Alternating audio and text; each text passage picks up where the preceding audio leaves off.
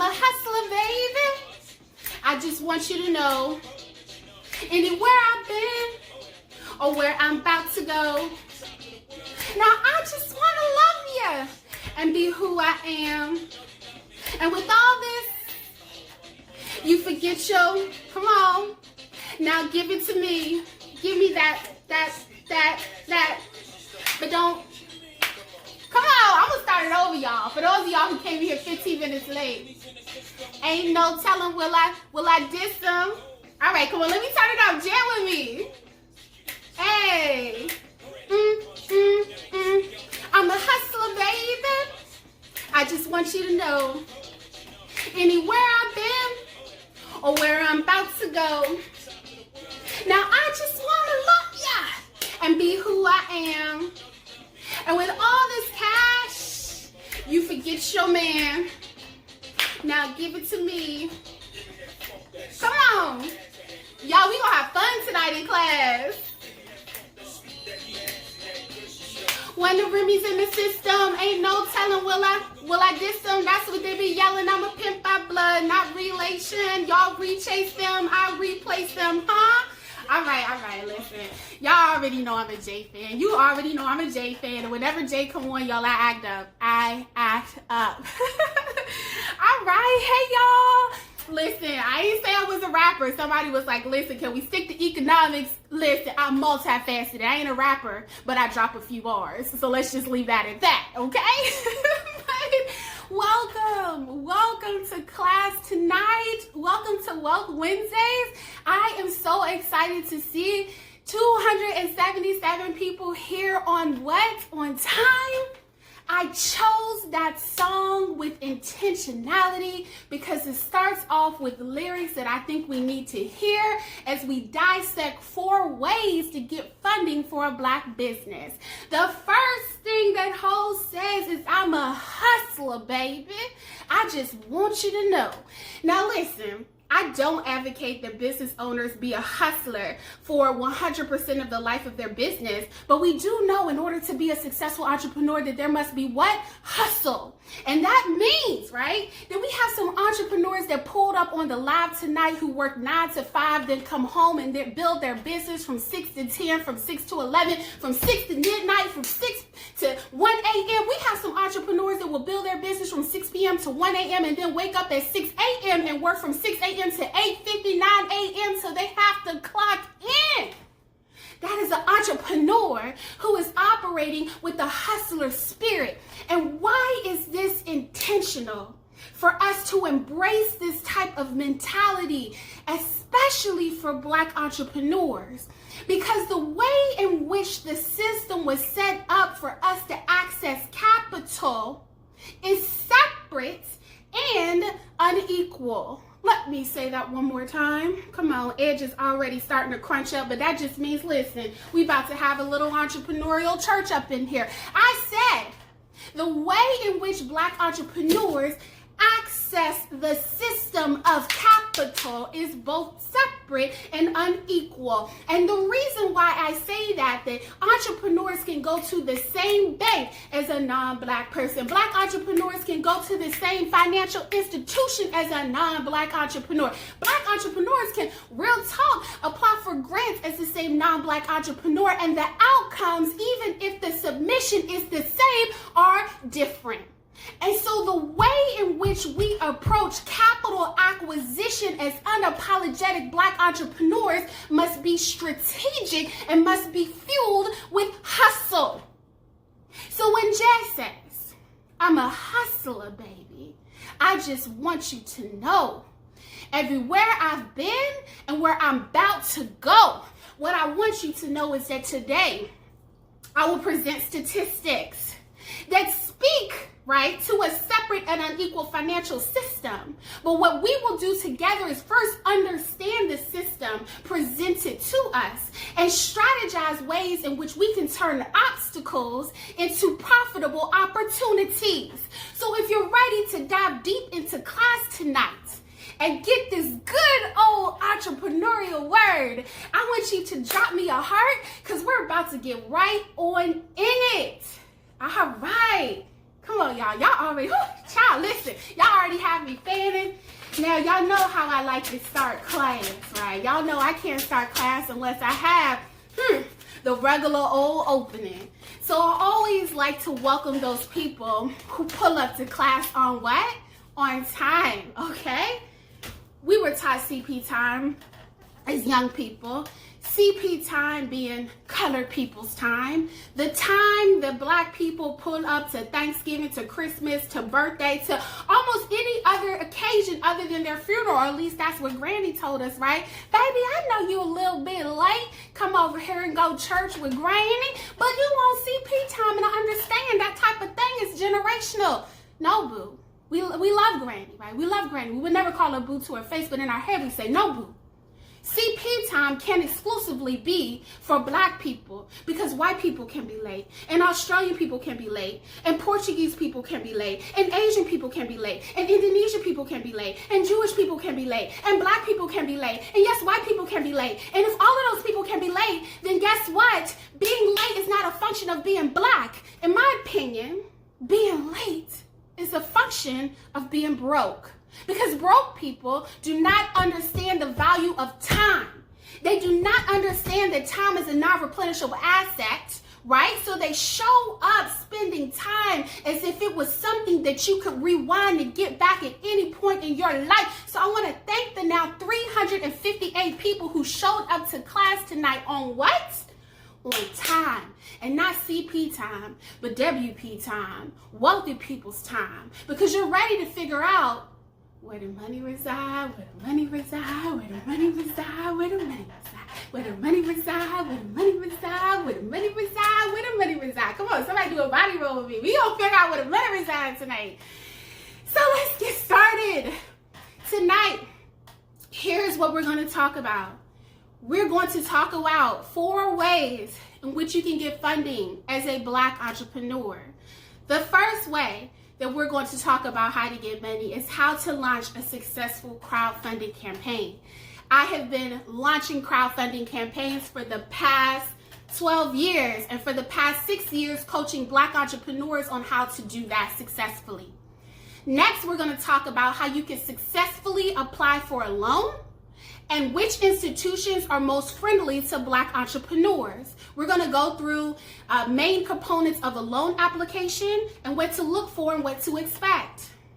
Third, we're gonna talk about credit card financing. And so what does it mean to start a business with a credit card, and is this the right option for you? What are the risks involved? And how should you approach credit card issuers in such a way where you get the best rates and have access to a cash advance?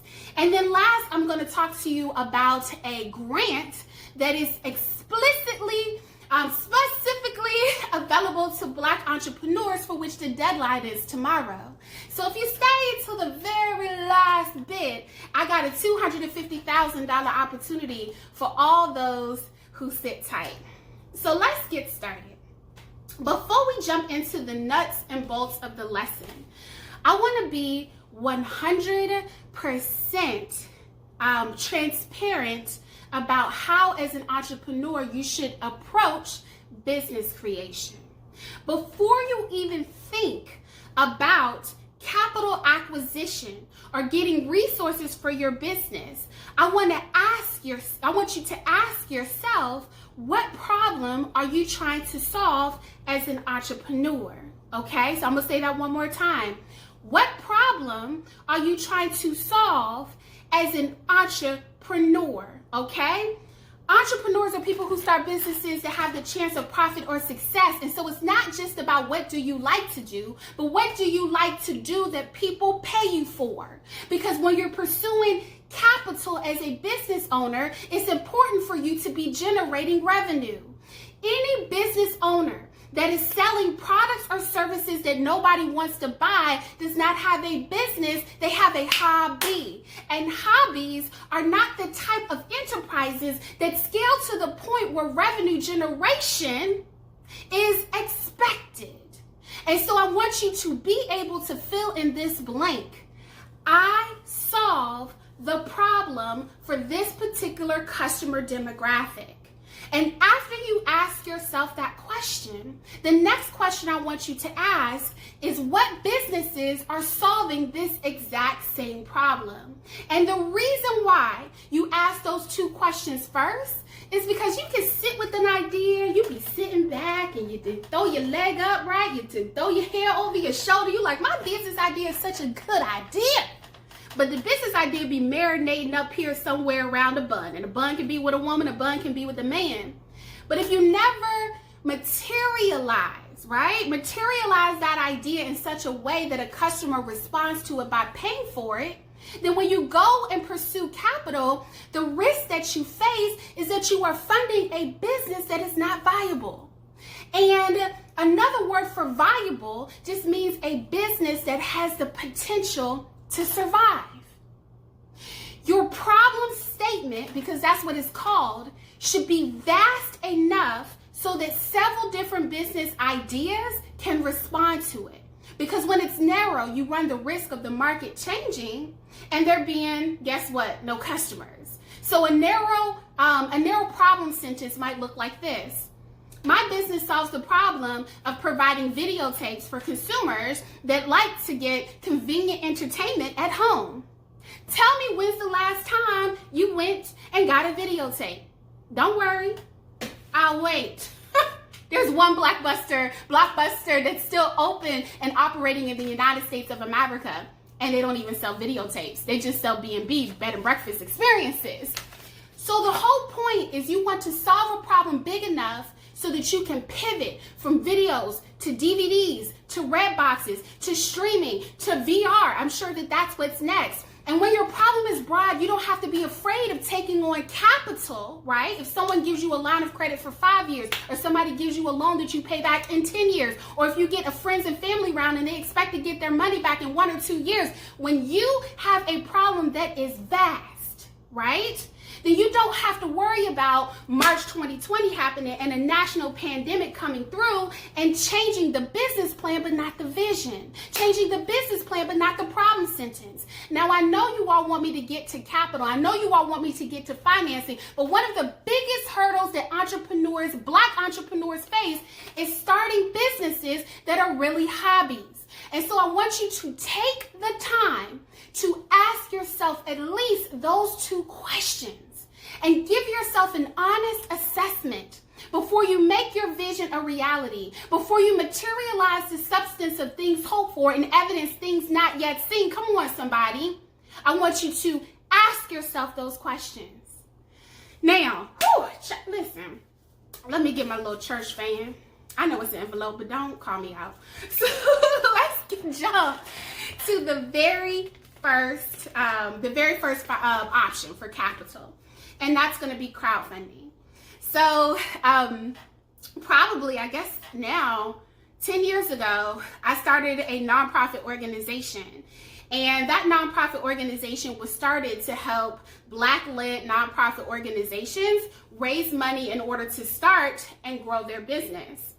Because we know that our Black entrepreneurs specifically have a difficult time just asking mommy and daddy for money, it was important for us to teach the practice of turning your contacts into capital.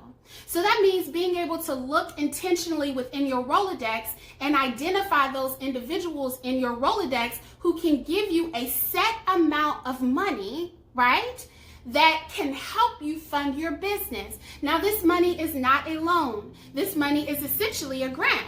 When they give it to you, because you have just materialized the substance of things hoped for and evidence things not yet seen, they're giving you money as an entrepreneur with the expectation that their belief in you will grow a business that can scale enough to create value. All right?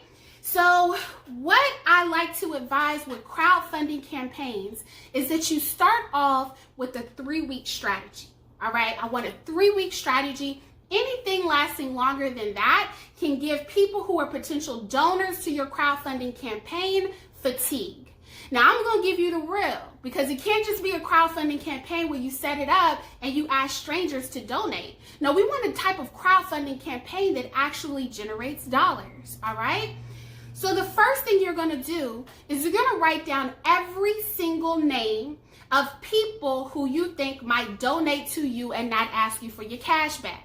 So we're not going to approach this like Uncle Knock Knock, okay? We're not going to like show up to Thanksgiving and be like, oh, hey, can I hold $50 right quick? I'm going to give it back to you. No, honey, we're going to let them know when you donate to this campaign, this cash rules everything around me is mine, okay? It's going to my business. So I want you to write down those names either in a Google Sheet, so a spreadsheet, or you can write them down on a piece of paper. And it's important for you to put a nominal amount that's realistic by each name. Because where entrepreneurs go wrong when it comes to crowdfunding is they tend to ask the same people for the same amount of money.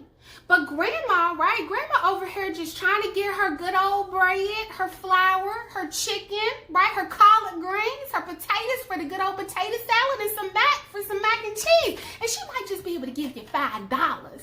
But your mama, right? Mama over here, she got the pension going. She got the retirement. She got the assets. She didn't go on vacation this year. She loves her baby, and she's looking at a 6 or 7 figure bank account. We speaking that into existence. Mama may be able to write you a check for $500. The problem that most people have is they say, I'm going to ask, in order to get to $1,000, I need to ask 5 people for $200. And they ask someone with a minimum wage job that is living paycheck to paycheck who believes in you, but maybe they don't got it, for $200, the same way that they ask somebody who may have more means, right? Might have a 6 or 7 figure job, right? Might be a multimillionaire for $200. And you would still be cheating yourself with that too, because if I have $1 million friend and they believe in me, I'm not gonna pull up asking for more than $200. Come on, throw some hair on that, okay? So you wanna ascribe a specific value to a specific person, and you wanna make sure that that value makes sense for where you believe their life is financially. Now, second, you want to come up with an email strategy that is unique. Let me tell you the emails that never get open.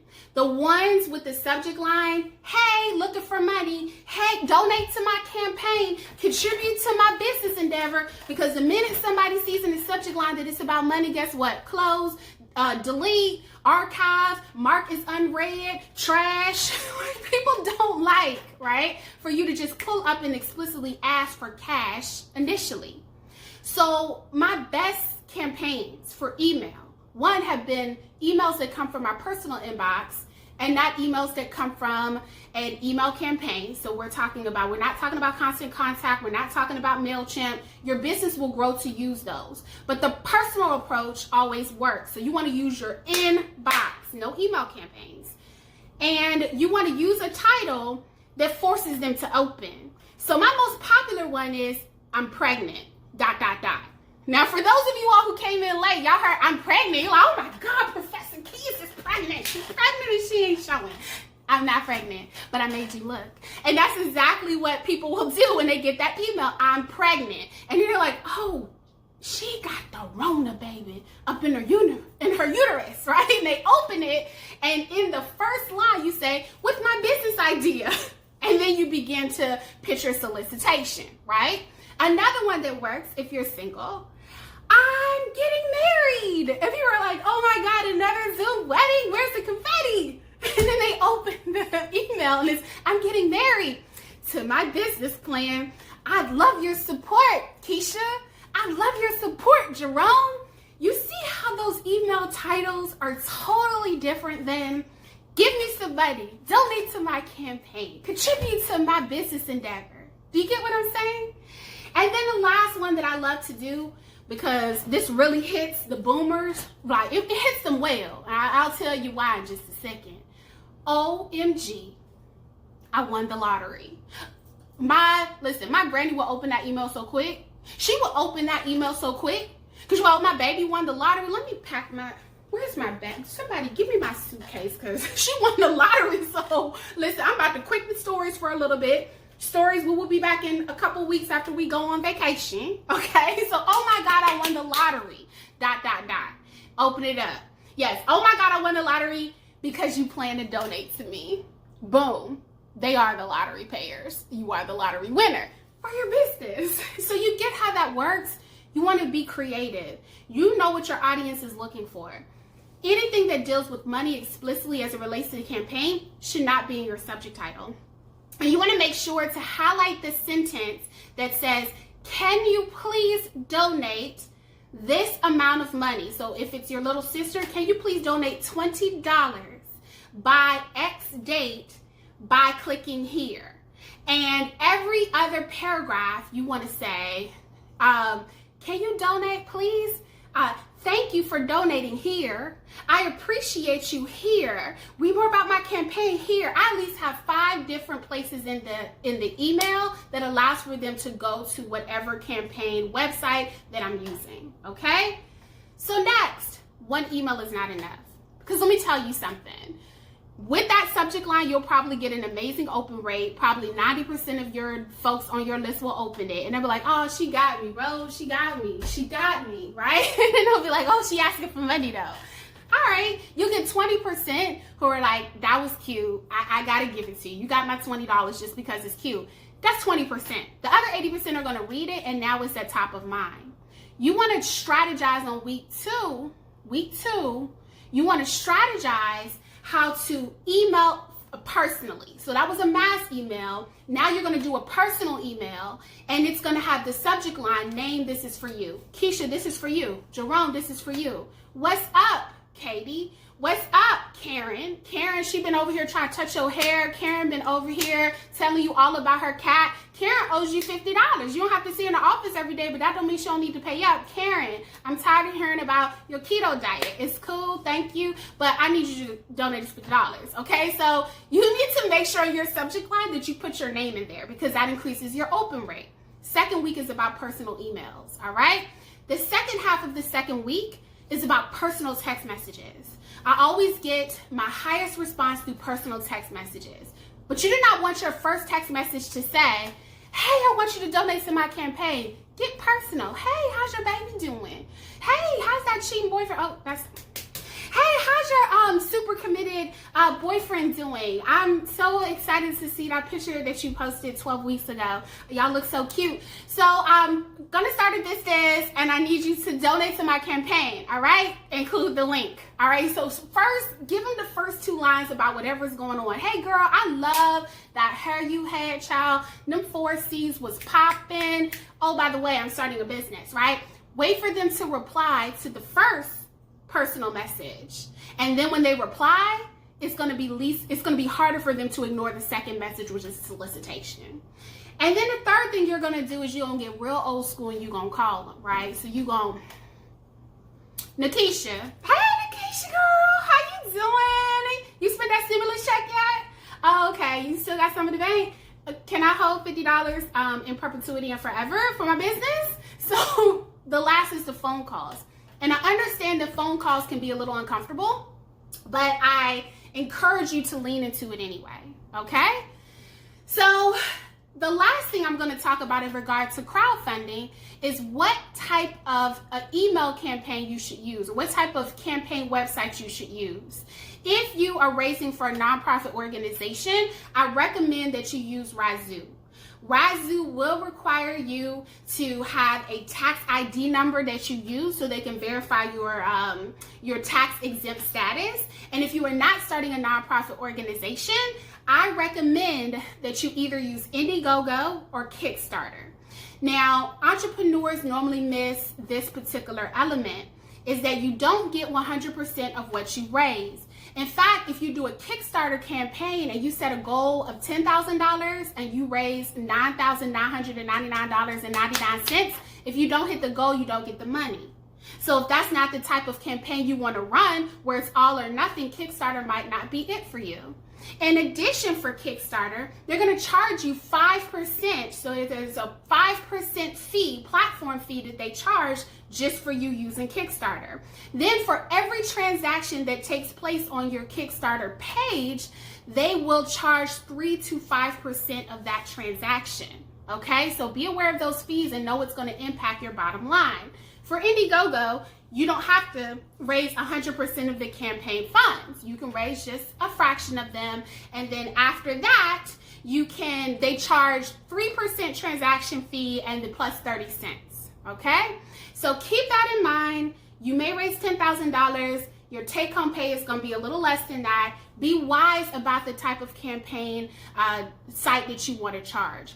Now, some people do use GoFundMe, all right? They do use GoFundMe, but if you use GoFundMe, just like on Kickstarter and Indiegogo, I want you to be transparent about your goals. And throughout that 3 weeks, I want you to talk about what your success metrics were.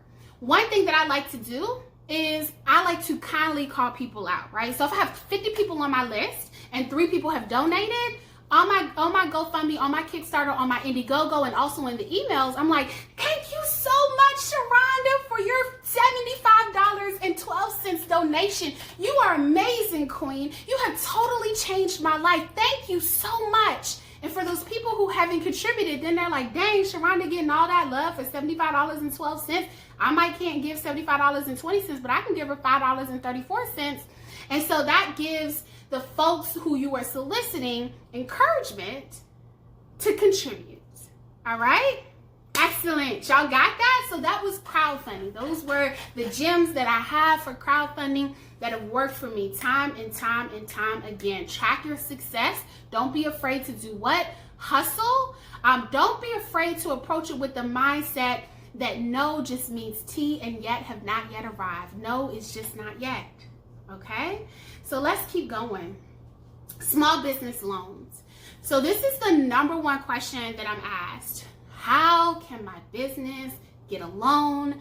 I have a fantastic idea, and if someone could just loan me money, if I can just get a financial institution to just give me $5,000, $10,000, $40,000, then I could use OPM, right? Other people's money in order to launch my idea in such a way where I don't have to use capital that I may or may not have. Now, it's important for you to know that when it comes down to lending, Black entrepreneurs have a complicated and complex relationship with banking institutions. Most banking institutions are going to ask you for collateral that other entrepreneurs have because their ancestors benefited from free labor. So the houses that folks have, the land that people have, the inheritance that people have that was inherited from generations and generations and generations ago when America was being built on the backs of slaves, right, is a collateral that they could put forth for their small business. And so the complications of applying for loans in certain financial institutions is rooted in the historical exclusion of Black people being able to fully participate in a free market or a capitalist economy. And so when you think through banking relationships and you hear statistics like less than 50% of Black entrepreneurs who pursue loans from banks either get what they ask for at a fair interest rate or don't get a loan at all, I want you to remember that a no, right, should always be preceded with a T and a yet. Not yet. Maybe not yet from that bank. That no might be the no that you need to hear for the not yet that you need to hear from a different place. But don't blame yourself if that no is there. Because that no is based on systemic issues that platform white entrepreneurs, specifically white male entrepreneurs, all right, that may have certain benefits available to them simply because of the history of the United States of America. Now, yeah, you see, y'all about to make me go off. Like, y'all know Professor Keys be coming out. So let's talk about the small business loan anyway. We're going to talk about some lenders for you to consider. We're going to talk about the different things that you need. Credit score. You want to make sure that your credit score is good. I'm reading the comments and I know someone's going to ask, okay, well, can I leverage my business credit, right? Can I leverage my business credit in order to apply for the business loan? The short answer is yes. But the long answer is that if you're just starting your business, you probably do not have business credit. So can you use business credit? Absolutely, when you have it. But in the interim, right, in the meantime, in between time, because you're a new business, right, it may not start with you having business credit. So they will pull your personal credit in order to determine the extent to which they can trust you with borrowed money. The credit score that they usually start with at a bank is a 680. All right, so 680 is usually what they're looking for. If you do not have a 680 credit score, that's okay. Before you go and get the loan, you want to go and pull your credit report and you want to find those things that you can fix. The last live that I did last Wednesday, we talked about writing the CEO. We talked about writing the 3 credit bureaus. We talked about the times of month where you can dispute just negative judgments on your credit. Like when do you call a lender, have a conversation with them, financial institutions, when you have a conversation with them. So whole strategies on how you can improve your credit score. If you're below a 680, my recommendation would be for you to work your way up. The average credit score for a Black person in America is 647. The average credit score for an Asian entrepreneur is 745.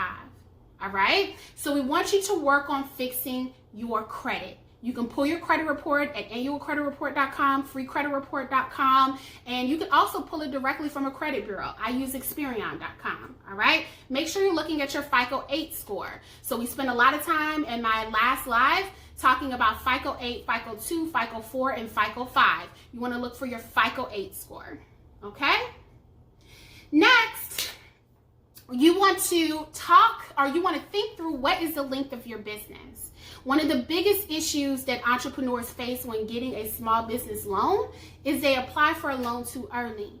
Now, a bank is going to be looking for proof of concept, okay? A bank is normally looking for an entrepreneur who has been in business for 2 years. Because if you've been in business for 2 years, you should have cash flow statements. You should have income statements. You might even have balance sheets that you can show. And they're able to see how much monthly income you're generating every single month, so they can make a determination on how much loan you can pay back over a specified period of time. Someone mentioned Credit Karma for checking your credit score. I think Credit Karma is an amazing tool for figuring out a lot of things as it relates to your credit score. But Credit Karma introduces the Vantage score, which is different than FICO 8. Okay, so we talked about the difference between FICO and Vantage 2. The Vantage score can be used for a lot of different things, but usually when it comes to lending, a lender is looking for FICO. Okay, they're looking for your FICO score. All right, look at your FICO 8.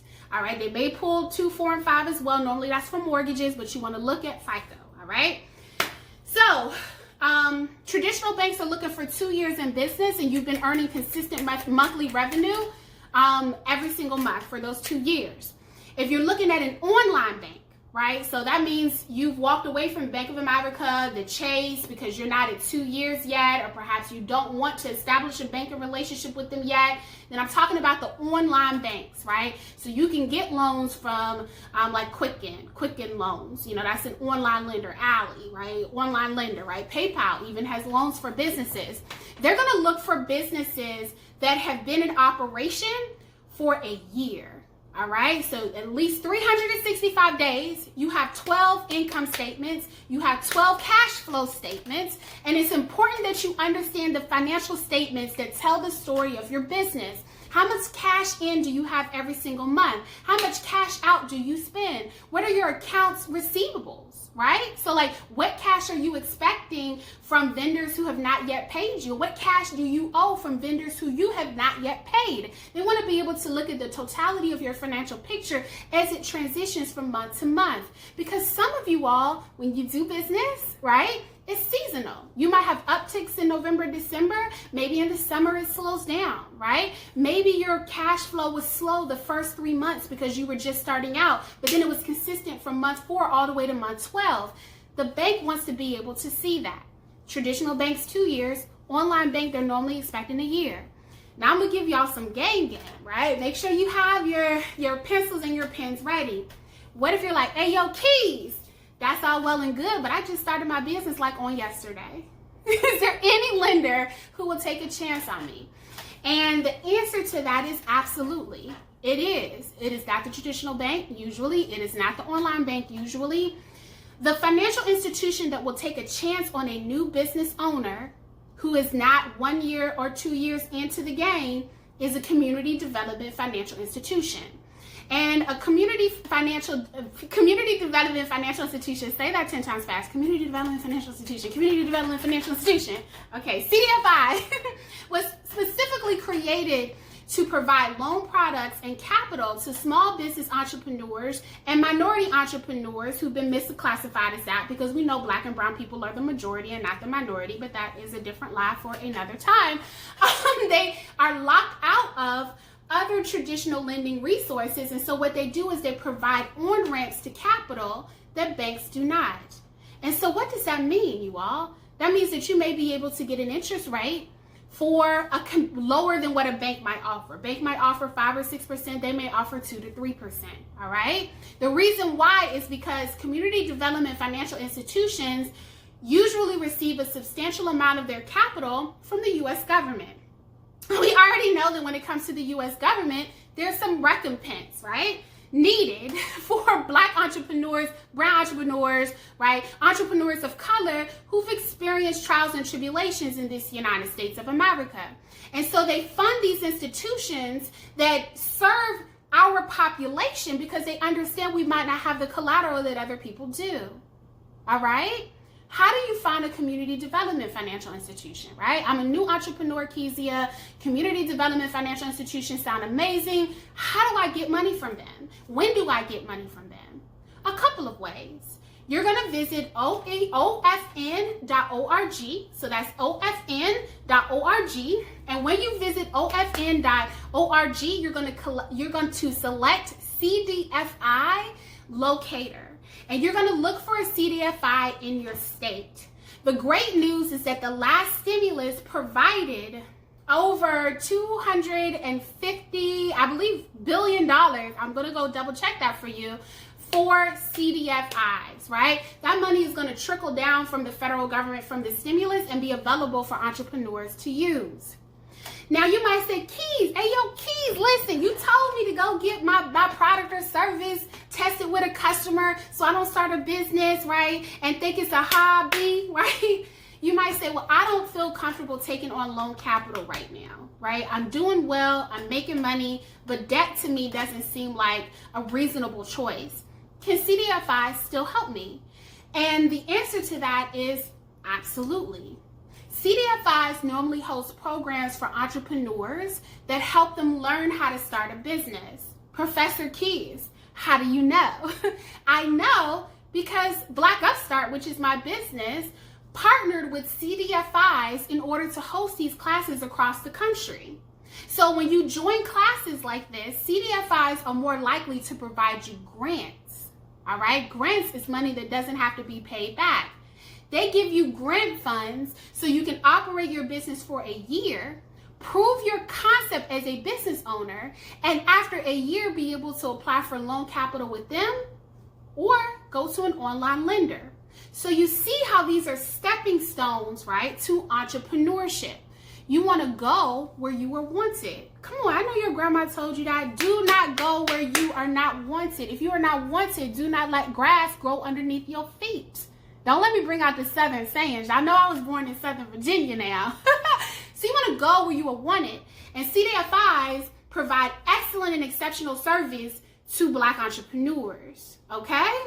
So let's keep going. Revenue. What type of revenue generation are they seeking? So generally speaking, when you're looking for a loan outside of a community development financial institution, they're looking for businesses that generate between $50,000 to $250,000 in revenue.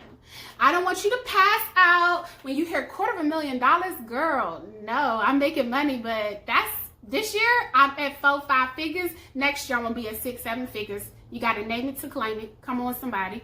So they're looking for $50,000 to $250,000. I'm talking about traditional banks. I'm talking about online banks. And here's the good news.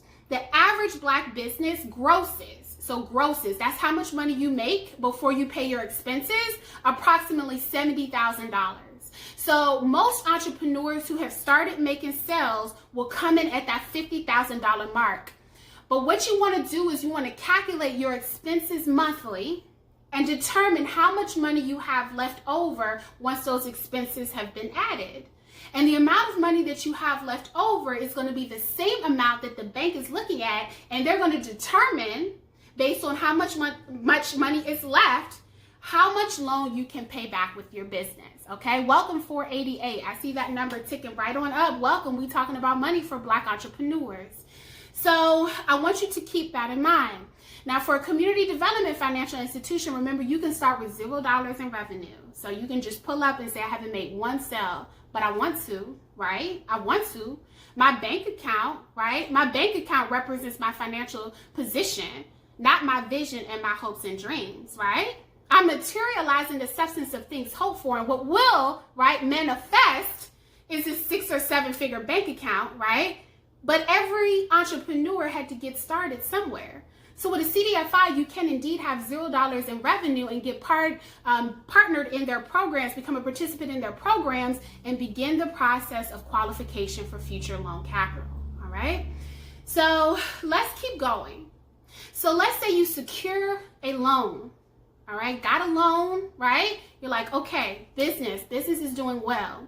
Professor Keys, you talked earlier about collateral, and what does that mean for me, right? I started an LLC, limited liability company. An LLC is supposed to separate my personal assets from my business assets. So if something happens, they can liquidate my business assets. They can sell my laptop, they can sell my printer, they can sell my desk, my microphone, they can sell my ring light, right? But my personal assets, my house that I just bought, thank you Lord, putting 3.5% down, come on now, right? The house that I just bought, the depreciating asset of a car that I paid off, they cannot touch that.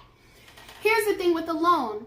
When we're having collateral conversations with a bank, they will sometimes ask you to personally guarantee your loan until they are sure that your business assets can cover a default. And so what that means is that your personal assets may actually be at risk if you cannot pay it back.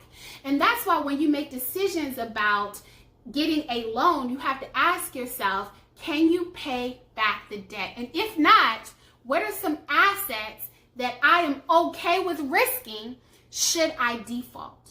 So you always want to make sure to have that conversation. The great thing about CDFIs is usually they do not require any capital, because if they experience a loss, they are okay with that, because their mission is less about bottom line and making money. Their mission is more so about serving the community. All right. So I want you to keep that in mind, because some folks don't have an LLC. So like, I can go over here, I can snatch every edge out your scalp. I can bake you a cake, put a whole ant in the middle and a whole ant hill, and you ain't gonna get my car, but you can get my printer.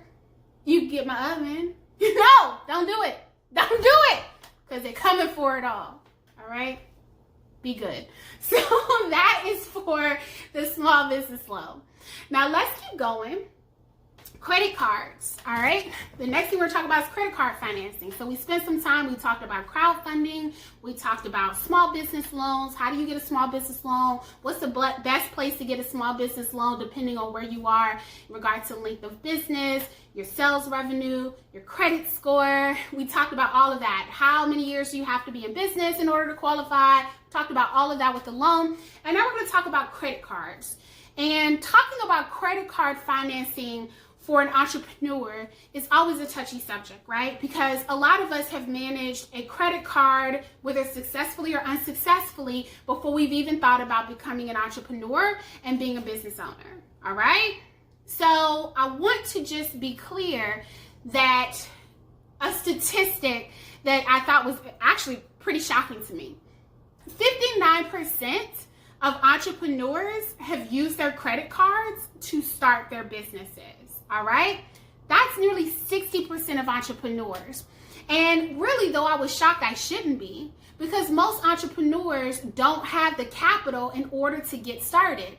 So they reach for the loan that they have been accessing for most of their adult life. When you charge your credit card, right? When you use a credit card, you are not using your money. That is not your checking account. You are using Bank of America's money, Chase Bank's money, your credit card company's money, Allie's money, Marcus by Goldman Sachs. I don't know if they have a credit card. But anyway, whoever gave you the credit card, you're using their money. One United, using their credit card. Industrial Bank, let's throw the black-owned banks in there. Every single time you swipe that credit card, you're using their money. And when you pay them back, that's with your money, out your checking account, okay? So for most entrepreneurs, they get savvy and they say to themselves, well, essentially, if I'm using other people's money, well, that's a loan, right? That's a loan. So how can I use that credit card in order to start my business? Now, I want to remind us of the numbers that we talked about before. And the first thing that we talked about is that the average Black person's credit score is 647. All right, 647. And the average, actually the highest group in America, racial group in America's score is 745. And that's Asian, that's an Asian person, right? Black person, 647, Asian person, 745.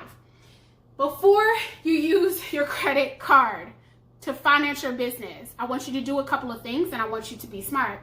The first is I want you to pull that credit report. I want you to take a critical look at it. I want you to ask yourself, are you prepared to handle the management of a credit card? All right? Some people look at the credit score. I want you to also look at the credit report. Do you have late payments? Are those late payments 30, 60, 90, 120 days? Yes, we've talked about how you can get those late payments removed from a CEO, but sweetheart, if it's been 30, 60, 90 days, you got 30, 60, 90 day late payments, you might want to ask yourself if you can manage other people's money, if you can manage other people's capital. Because if you're pulling in 60 to 90 days late, guess what? There are some practices that you need to change in your life before you go managing your debt. Okay, especially for a business. And as a business owner, what you're going to be doing is managing other people's money as you provide them products and services. There's a level of responsibility where you might have to level up. Second, I need you to go from just looking at your credit score to determining, do you have a credit score? Do you have a good credit score? Do you have a credit score? Do you have an excellent credit score? If you have a fair credit score, don't pull up in here, child. Don't pull up in here. Okay? We need you to sit out on the porch and we need you to think about your life, your credit life for just a little bit. Then we need you to go to work. You know how your parents used to be like, go to work, get your little attitude together, go make some money. You ain't running up here in my light bill. That's when they told you to go outside, tell me to go to work. So like, and when you come up in here, come up with a better attitude and pull up with a check. So like, we need you to sit out on the porch. We need you to get to the good and excellent, right? Then you can come up in the house with the heat and the cool, and there might even be a little bit of something for you on the stove, all right? So we need you to get to good and excellent. And good and excellent credit scores start higher than 670. So only 670, 740 for a good credit score. Sometimes it's 670 to a 760. And if you're above 760, that's excellent. All right, the reason why I want you to have a good and excellent credit score is because number 3, and that is you want to make sure that you shop around for the best interest rate. We want to look at APRs, okay? So you want to shop around for the best interest rate that you can get, because when you're using that credit card, essentially what's happening is you're using other people's money, and as long as you hold it, interest is over there like, hey, hold it longer, come on, don't put it down, don't put it down. They're like, don't drop that eagle down, girl, keep it on up there, drive it on up there. So like, they want you to drive it and keep it for as long as you possibly can, because with the APR, they're charging you interest every single day you hold money that doesn't belong to you. So when you have a good or an excellent credit score, right, that means that you can get the lowest APR and spend less money using other people's money. Some of you all caught that. I hope you caught it and you held on to it and you hold it close to your heart. All right? We got another little gem coming, so just keep on taking notes. Now, you want to focus on no late payments, all right? No late payments. That's why we have Sister 30, Brother 60, and Auntie 90, and Uncle 120 on the porch thinking about their credit life. Because we can't pull up with late payments on a credit card, all right, that we're using for our business, because the penalty and the stakes are much higher. We're going to talk about that in just a second, right? So you don't want to make late payments because that will affect your credit report. It will affect your credit score. You also want to make sure that you're paying above the minimum always. So like if your minimum to pay back for that month is $120, pay $125, pay $135, pay $150. It's the same credit tips that you use as you're managing your own credit score. We're going to talk about cash advances, but before we do that, I want you to keep your utilization rate below 30%, right? So some folks are just like, $10,000 credit card, how much money do I have to spend, girl? I got $10,000 to spend. Yes and no. No. You know how people be like, yes, yeah, no, right? It's just like, choose a direction for your head. The answer is yes and no. Yes, you can go up to $10,000. Would I advise it? No. Okay, so you want to keep that utilization rate below 30%, because when you keep that utilization rate below 30%, one, you're showing good management of your credit. So if you have to get a couple of credit cards, don't get too many. Keeping it below 30%, then you're making sure to protect your credit score. You're making sure to keep a good credit report in regard to utilization. Now, let's talk quickly. Oh, my battery. I started at 70% with y'all on my battery. Now, I'm all the way over here on 19%, so we got to talk fast. Now, this is what most entrepreneurs do. They get the card because they want the cash advance. Now, first, what we're doing is we want to... Oh, thank you. That is so nice, Afferential. Thank you. Look, you just made me smile. I read the comments, but I try to keep this going because it won't end up on YouTube. But thank you, Afroential. Just put a big old smile on my face. So, took my whole concentration away. Let me just go back and concentrate, okay? So for your APR, when you have a good and excellent credit score, you want to make sure that your APR, ideally speaking, is 0% for the first 12 to 18 months. And the reason why we're looking for a 0% APR for 12 to 18 months, because it's equivalent to getting a low interest loan. Try to pull up into a bank and ask for a no interest loan. Now, hey, I want $50,000. Don't charge me no interest. They're gonna be like, security. Come get Keisha, because she acting up. All right? But when you have a credit card and this is 0% APR for 12 or 18 months, you get an opportunity to use that credit card for a year and a half and pay no interest, right? Be responsible at paying the bill back every single month, your minimum payment above the minimum payment every single month, and you might have 12 to 18 months to use other people's capital in order to grow your business before your APR kicks in, okay? So next, we want to talk about a cash advance, because there are entrepreneurs who say, okay, I'm going to get this card, and then I'm going to get the cash advance that's available to me, and I'm going to use that cash to purchase inventory. I'm going to use that cash to go ahead and pay my accountant, my attorney, pay for my patent, pay for my trademark. Like cash, this is cash in hand that's not in my checking account. And so they look at, oh, okay, I can get a $15,000 cash advance from this. Let me just go put my hand in the honey pot and get this cash advance for the credit card. Oh, shout out to 505. Come on to class, y'all, on that CP time. We ain't gonna talk about it. We gonna get you on WP time next time. So for a cash advance, when you're financing your business on your credit card, I want you to be very specific, okay, about making sure you understand the fees associated with a cash advance. So usually when you get a cash advance, they are going to charge a fee. That fee is, come on. Okay, sorry, y'all. My live video paused. It's $15 to $25. Okay, so $15 to $25. And then they're also going to charge you a percentage of whatever money that you have borrowed, which cash advance is borrowing money because it's not your money yet. And then on top of that, they're going to charge you the APR, whatever that is. When you're getting a credit card for your business, normally if you do not have business credit, you're going to use your social security number and not your employer identification number. So remember, your employer identification number is a social security number for your business. If you don't have business credit yet, they're going to ask you for your social security number. You're going to open a credit card for your business. So you're going to have a business credit card, okay? And the APR is normally higher than a card that you get when you're getting a card as an individual. Usually it's in the high 20s, okay? So that's like 23%, 24%, 25%. It's between 22, sometimes 26% when it's a business credit card. So when you get that cash advance, they're going to charge an APR on top of the fees for that. Now, how do you calculate an APR? Because people hear APR all the time and they don't know how to calculate that in a way that makes sense. Let's say that you get a cash advance of $5,000 from your credit card. Okay, so you got $5,000 cash advance from your credit card and you have a 25% APR. The fees will be charged, but let's just talk about the APR.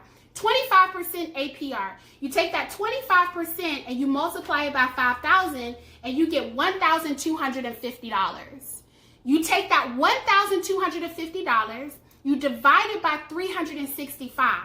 Why are we dividing it by 365? Because there are 365 days in a year. Yes, somebody said, dang, heck yeah. So you divide it by 365 and you come up with $3.24. That means $3.24 will be charged on your card every single day. That is the fee that's going to be charged every single day that you don't pay that cash advance back. If you don't think that $3.24 is a lot of money, don't pay it back in a year. You would have paid $1,250 on your cash advance. And that's separate and apart from whatever balance is already accounted for in your account. And that's why it's important for you to look beyond the mean when folks are like, just use your cash advance to finance a business. No, when you charging an APR on that cash advance, you're charging fees. That's one of the most expensive interest rates that you can pay is a cash advance on a business credit card. So it's important for you to understand and always calculate that APR. How much does it cost you every single day to use other people's money, right? Other people's money to run your business, whether it's using the credit card or it's obtaining the cash advance, all right? So it's a cash advance. You go ahead, you subtract the fees, you multiply it by the APR, you get your resulting number, you divide it by 365, and that resulting number is how much they charge you every single day that you don't pay them back, okay? So finally, we talked about this just briefly. Always make sure that you open a business credit card. Now, because they're using your social security number, I don't want you to get confused. And so much as they're like, oh, well, use your social security number. Do you want a regular card? No, use a business card. And the reason why I say you want to use a business credit card, because those of you who are saying, I want business credit, like business credit is something that I want. And business credit is what every business that is owned, operated, and you're planning to scale should have, is that when you're using a business credit card, in many instances, you're helping to build your business credit muscle with that financial institution. So if you use it responsibly for a number of years, the bank may offer you an opportunity to apply for another business card using your EIN, your employer identification number. So that's like a backdoor way, right, into getting a business credit card with your business's employer identification number. Okay? And not your social security number.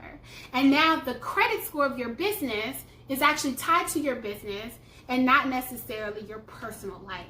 And that limits, right, your credit score for your personal life dropping if perhaps your business is underperforming, or your credit report for your personal life being dropped because your business, again, is not performing at the rate that you wanted to perform. All right? So I want you to understand that. Again, I know folks have reels, and I'm super sensitive to folks that are trying to teach you in 15, 30 seconds, because we over here in the microwave. We in the microwave economy. People like, if you can't teach me in 5 minutes, I don't want to know it. If you can't teach me in 60 seconds, don't teach me at all. But we're in the information economy, and that's what's so curious about attitudes like this, right? People wanting information quick, is that you're swimming in not an ocean of knowledge, but you're swimming in a kiddie pool of knowledge and trying to emerge, right, smarter than what you entered. But we know the kiddie pool, you just ankle deep, right? We're trying to swim in an ocean of knowledge so we don't drown in ignorance. Because we swim in an ocean, we realize that there is a vast amount of knowledge out there. And it is truly ignorant for us to believe that we can learn complex terminology and thought processes in 30 seconds. Those 30 seconds to 15 seconds are meant to incite curiosity within you so that you can swim in that ocean and find supporting information that helps you make informed decisions as it relates to your capital and as it relates to your entrepreneurial life. Don't be in a kiddie pool asking for people to toss you a lifeline in the ocean, especially when your ankles ain't broke. Somebody caught that. All right, so last thing, grants. So grants, you should definitely be consistently looking for grants. There's one particular grant that I want to recommend right now. The deadline is tomorrow. So when you leave this live, I want you to go and apply for this grant right now. Pharrell, known by one name, like Prince and formerly known as Symbol, Beyonce. Who else got one name? Doja Cat got two. She got two. Saweetie, right? Cardi? No, Cardi got a whole name in the letter. Cardi B. I'm messing this all up, y'all. I love Beyonce, so that's one name. I should have stuck with her. So, Pharrell has introduced the Black Ambition Prize. And the Black Ambition Prize is for Black and brown entrepreneurs who are early stage, who are seeking to start their business and need access to capital. He's offering anywhere between $50,000 to $250,000. Thank you. I'm seeing Offset, Solange, Sierra, Sia. Thank y'all. Seal is one of them. Okay, it's coming back. It's coming back, y'all. It's coming back. Thank you. SZA. Thank you. Keep it going. I knew y'all wasn't gonna let me fail. Pharrell has a Black Ambition Prize. He's offering $50,000 to $250,000 in cash prizes to Black and brown entrepreneurs who are starting their businesses. The deadline is tomorrow at 9 p.m. I've gone through the entire application myself. I did not click submit. I'm helping him actually launch his program, so I'm not eligible to apply, so I'm not your competition. All right, but I strongly encourage you to apply for this particular benefit because grants are what you don't have to pay back. And the greatest thing about the Black Ambition Prize is not just the money, but they offer mentorship and they offer network support. And so what that means is that you're getting mentoring, you're getting money, and then also who wouldn't want to be connected to Pharrell's Rolodex of entrepreneurs like Jay-Z, Hove in the building, right? That can help you take your business to the next level. And that website is blackambitionprize.com. So someone asked for that, blackambitionprize.com. Look, y'all can go all day. Y'all like Bilal, like how many one name singers do you need to know, girl? Lil Kim. See, I messed up again. That's two. So listen, this is how I want to end it. If you're watching this from YouTube, I want you to make sure that you kiss the like button with your finger and that you make sure to come back to my lives every single Wednesday. Every Wednesday, I'm going to have a Wealth Wednesday. We're going to be talking about ways in which you can level up your finances. As you pursue capital as an entrepreneur, it's important for you to understand that impossible, right, is just a starting point. Difficult takes a day, impossible takes a week. When you swim in an ocean of knowledge, you can do this in your sleep. I love y'all, and until next time, bye-bye.